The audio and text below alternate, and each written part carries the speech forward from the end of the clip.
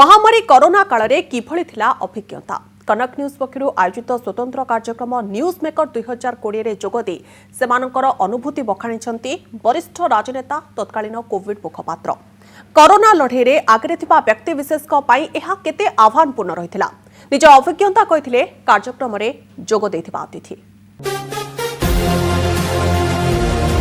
अवसर थिला कनक न्यूज रो news maker कार्यक्रम।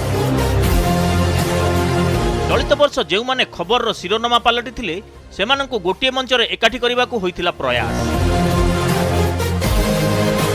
कोरोना महामारी और एहार मुकाबिला रे प्रमुख भूमिका ग्रहण करथिबा व्यक्ति विशेष को स्वागत करी कार्यक्रम रो शुभारंभ करथिले संवाद ग्रुप रो अध्यक्ष सौम्यरंजन पटनायक।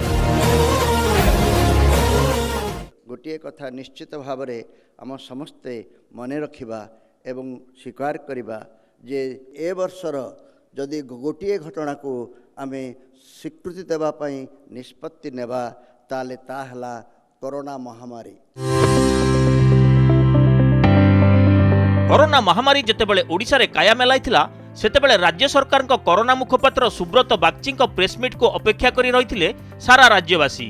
किपरि से लोकं को सचेतनतार वार्ता देउथिले किपरि एहार ड्राफ्ट प्रस्तुत हेउथिला न्यूज मेकर कार्यक्रम रे निज अनुभूति बखाणिचंती सुब्रत बागची।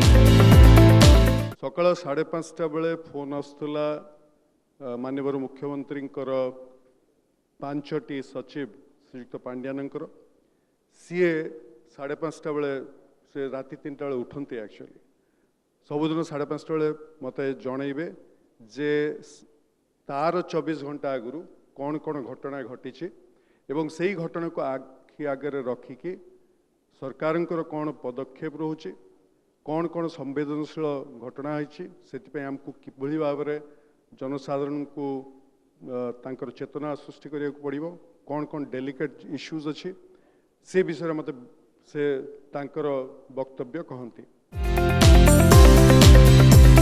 बीजेपी राष्ट्रीय मुखपात्र डाक्टर संबित पात्र जोग देथिले न्यूज मेकर कार्यक्रम रे केंद्र सरकार को लॉकडाउन घोषणा दादन श्रमिकों समस्या संपर्क में कहवा सह राज्य राजनीति संपर्क में भी निज मत देथिले संबित।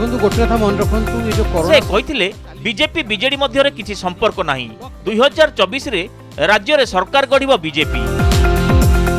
आम बिल्कुल अलगा आ मु कहूची आसंता 2024 रे बीजेपी रो सरकार हबो आपण देखिबा आमर सरकार हबो 2/3 मेजॉरिटी ने कि भारतीय जनता पार्टी एटी सरकार करिवो आ ये भूल धारणा जनसाधारण बिल्कुल भूली जानतु एटा गोटे र्यूमर स्प्रेड करिया पे भ्रमित करिया पे चेष्टा करा होची आमे बिल्कुल एक नहीं। किट किस और किम्स रो प्रतिष्ठाता तथा कंधमाल सांसद डॉक्टर अच्युत सामंत एही कार्यक्रम रे जोग देई कोरोना समय रे निजर अभिज्ञता बखाणीथिले निज संघर्षमय जीवन उपरे आलोकपात करबा सह कोरोना लड़ाई रे किम्स कोविड हॉस्पिटल रो भूमिका को नहीं समस्त श्रेय डाक्तर नर्स और कर्मचारी माननकु देथिले। तार श्रेय होची किम्स रे काम करुथिबा समस्त डाक्तर भाई भौणी पारामेडिकल स्टाफ नर्स एवं निश्चित भाव में शेष ओडिशा सरकार जी हमको सुजोग देथिले करिबा पई। कोरोना महामारी लॉकडाउन शटडाउन भितर घुरी बुलीथिला वर्ष 2020 कोरोना योद्धा माने ही पालटिछंती चलित वर्षर न्यूज मेकर।